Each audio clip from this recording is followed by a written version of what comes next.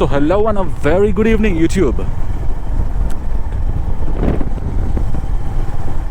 आशा करता हूँ कि सब एकदम बिंदास हो अपनी अपनी ज़िंदगी में। संडे का इवनिंग है और हम निकले हुए हैं हाइनस लेकर के। ये व्लॉगिंग का या मोटो व्लॉगिंग का कीड़ा एक ऐसा है ना दोस्तों, अगर एक बार आपको लग गया तो किया। आप मोटो व्लॉगिंग नहीं करके रह नहीं पाओगे, यानी आप मोटो व्लॉगिंग नहीं करके रह नहीं पाओगे। एक्साइटमेंट में थोड़ा जल्दी बोल गया मैं।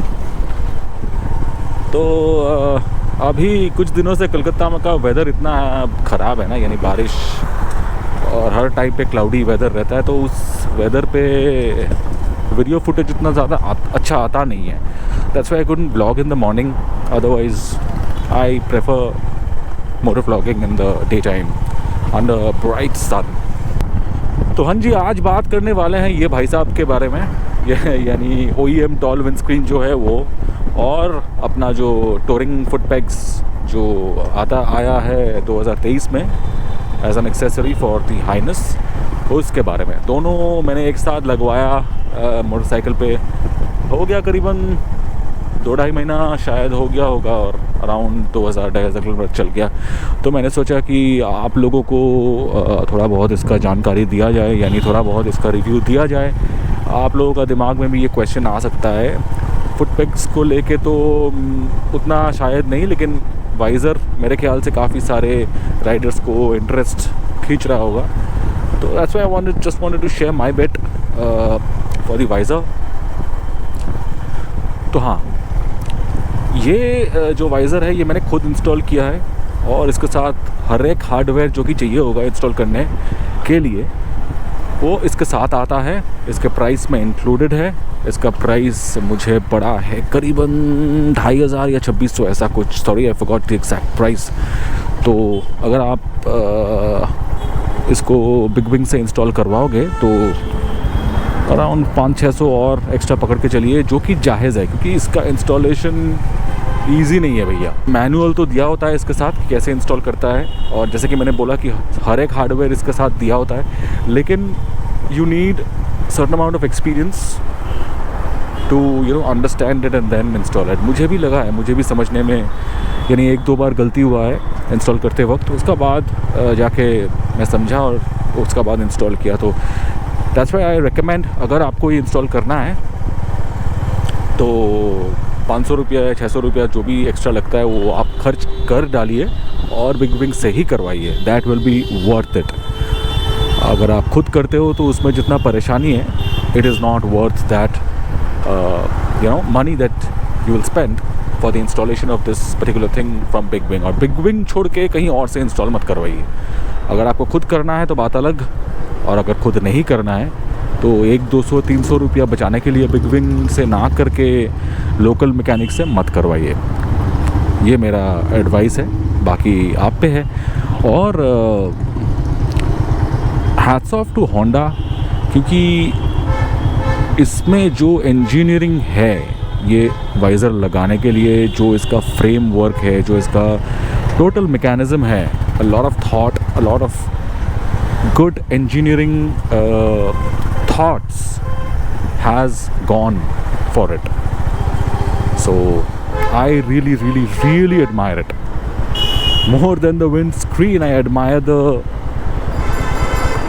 effort that they had put in to design such a thing.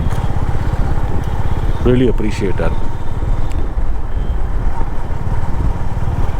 जब कार्बन रेसिंग ने वाइज़र निकाला इस बाइक के लिए, तो बाय द वे ये मैड डॉग ऑक्स है, मैड डॉग स्काउट है, स्काउट एक्स नहीं।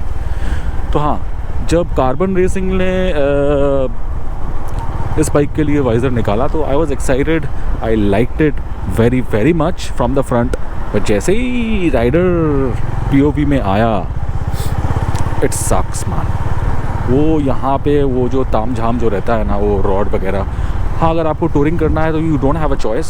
आपको अगर वो नेसेसिटी है from the functionality point of view, तो आप ज़रूर आप इंस्टॉल करवाइए, उसमें कोई तो सोच नहीं है। लेकिन otherwise I didn't like it. मुझे ये जो राइडर पॉइंट ऑफ व्यू है ना, ये मुझे एकदम क्लीन चाहिए भैया, अदरवाइज़ मेरा वो सेटिस्फैक्शन नहीं आता है बाइक चला के। That's why I बंक्ड the plan. But जैसे ही होंडा का ये निकला, इससे पहले एक छोटा भी निकला था, शायद आपको मालूम होगा, तो वो मुझे उतना ज़्यादा अच्छा नहीं लगा। That did not impress me that much, but this one it really impressed me a lot. That's why जब मैं ये पहली बार देखा इंटरनेट पे, तो उसी समय मैं तैयार कर लिया था कि भैया मुझे ये तो इंस्टॉल करवाना है। तो जैसे कि मैं बोल रहा था, अगर आपको इंस्टॉल कराना है तो आप बेझिझक कराइए, लेकिन अगर आप ये सोच के इंस्टॉल करवाएंगे कि आपको टूरिंग में जाना है और विंड ब्लास्ट से बचना है, तो मत करवाइए, because this is not going to do that. This is not going to give you that 100% protection from wind. Maybe 25-30% आपका प्रोटेक्शन हो जाएगा। मैंने ये इंस्टॉल विंड प्रोटेक्शन के लिए नहीं करवाया, मैंने ये install purely for aesthetic, for looks करवाया। I like the looks a lot. और क्योंकि ये OEM प्रोडक्ट है, तो इसमें कोई स्ट्रक्चरल इम्बैलेंस, स्ट्रक्चरल थोड़ा बहुत इस तरफ थोड़ा बहुत उस तरफ नहीं रहेगा, जो कि मॉडिफाइड वाइज़र में होता है अक्सर, क्योंकि वो आदमी खुद से मॉडिफाई करता है, ड्रिल विल करके करता है। तो वो आइडिया मुझे एकदम पसंद नहीं है, और मैं किसी को एडवाइस भी नहीं करता, even not for looks. For looks आप कुछ और करवा लो भैया, लेकिन एरोडायनामिक्स से खेलो मत। और एक यहाँ पे फैक्ट है जो कि I would like to share with you all. This is completely my personal opinion। Wind visor का नेसेसिटी इस मोटरसाइकिल को नहीं है। According to me, you need a tall visor, sorry not wind visor, you need a tall visor to escape from the wind blast। अगर आपका bike 150-200 का आसपास चल रहा है, यानी उस सेगमेंट का बाइक अगर आपका पास है, if you are riding in the highway for around 80-90, जो कि इस बाइक का कंफर्टेबल स्पीड है, जो कि 90% लोग इस बाइक को उसी स्पीड में चलाएंगे हाईवे पे, अगर टूरिंग में कहीं पे जाना है तो उससे ज़्यादा चला सकते हो। इसका टॉप स्पीड अराउंड मैंने तो 120 से ऊपर उठाया नहीं है, लेकिन I have heard the people went up till 140 also, I am not sure. अगर आप 80-90 पे अगर आप चलाओगे ये बाइक को हाईवे पे, तो मेरे हिसाब से ये जो विंड वाइज़र है ये एनफ है। यानी ऑफ कोर्स अगर ये है, and if you compare it, जब आप ये इसको छोड़ के अगर आप कंपेयर करोगे ये और बिना इसका, तो obviously there will be some differences, around 25-30% protection जैसे मैंने बोला है कि ये देता है। तो उस पॉइंट ऑफ व्यू से अगर आप देखते हो तो आप बेझिझक इसके साथ जा सकते हो, ये आपका काम कर देगा। जो कि अगर आप 80-90 का स्पीड में जाते हो, तो विदाउट एनी प्रोटेक्शन, यानी विदाउट एनी वाइज़र भी आपका काम चल जाएगा। मैंने इससे पहले, यानी ये वाइज़र लगाने से पहले काफ़ी बार हाईवे राइड किया है, 80-90, कभी कभार 100-110। I never faced any kind of wind blast issues. As I said, my personal opinion,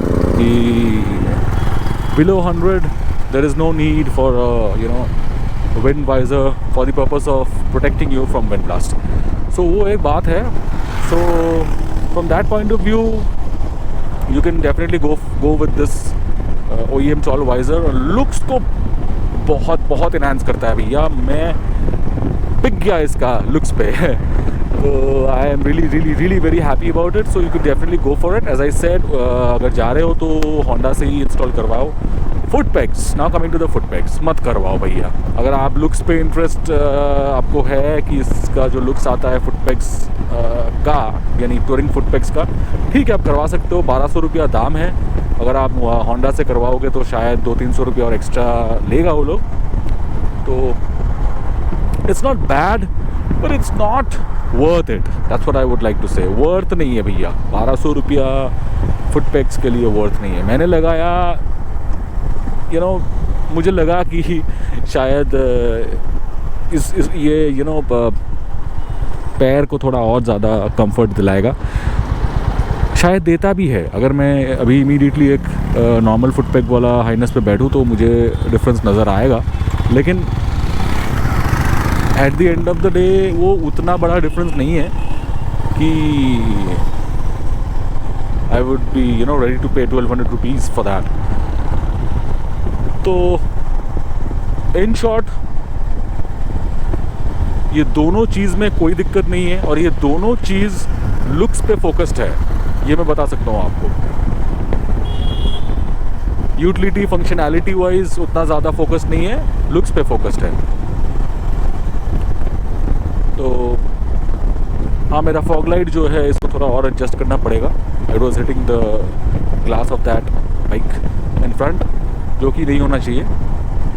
तो या as I was saying, looks पे ज़्यादा फोकस्ड है, एस्थेटिक अपग्रेडेशन में।